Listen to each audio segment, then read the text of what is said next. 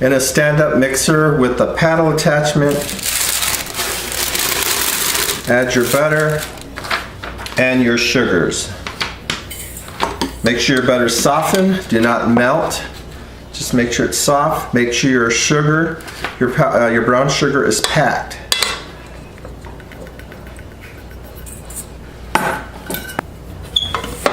And then mix until creamy. Scrape as you go. Make sure it's all incorporated.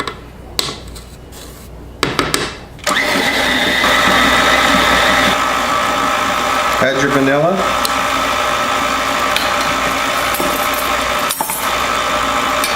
And then crack your eggs separately in another bowl.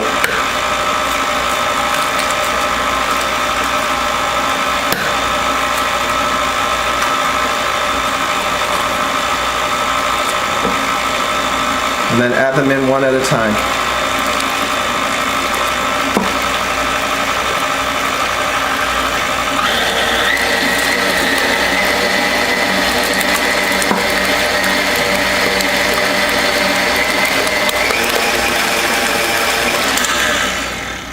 Turn it off, scrape your bowl again, make sure that everything is mixed in really well.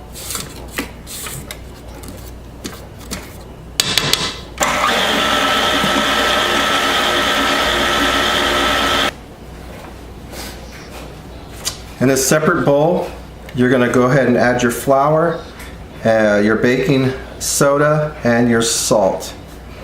You may also, then you want to go ahead and mix it up, and then add your chocolate chips into the flour and give it a thorough mix. You can also freeze these chocolate chips. That kind of helps in making your cookies a lot fluffier and chewier. You're going to get the chewiness though from the brown sugar. So just make sure you completely mix them with the fork, or if you want to sift the ingredients, the flour, you can, and then add the chocolate chips. Okay, then you're going to add your dry ingredients into your wet ingredients. You could also use a parchment paper to put it in to your bowl. So be careful when you're doing it. The other way is to actually get parchment paper. Here's the other way you can do it. Just grab all your ingredients and just put them in this way. And then start it on low speed. And let them mix thoroughly. All right, we have our batter here. And you guys are going to be using a full-size sheet pan. This is a half sheet pan. And then you're also going to be using parchment paper. I have a silicone pad here.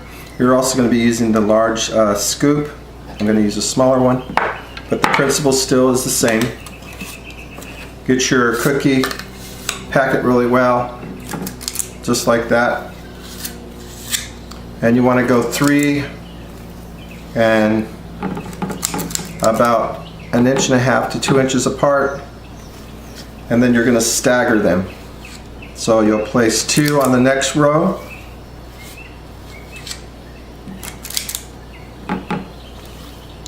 Make sure you press them really well. So 3, 2, 3.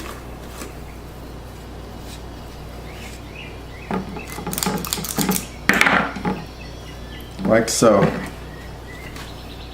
And then you're going to place them in your oven anywhere from 10 to 13 minutes. If you're looking for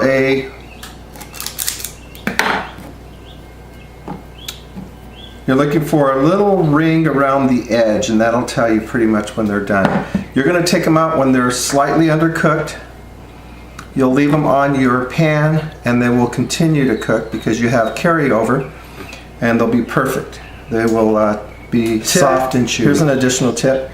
If you have some extra cookie batter or cookie dough, and you've already put all yours in the oven, you can reserve it for later. Basically what you'll do is you'll place it on a sheet of parchment paper. Make sure you get all your batter or all your dough.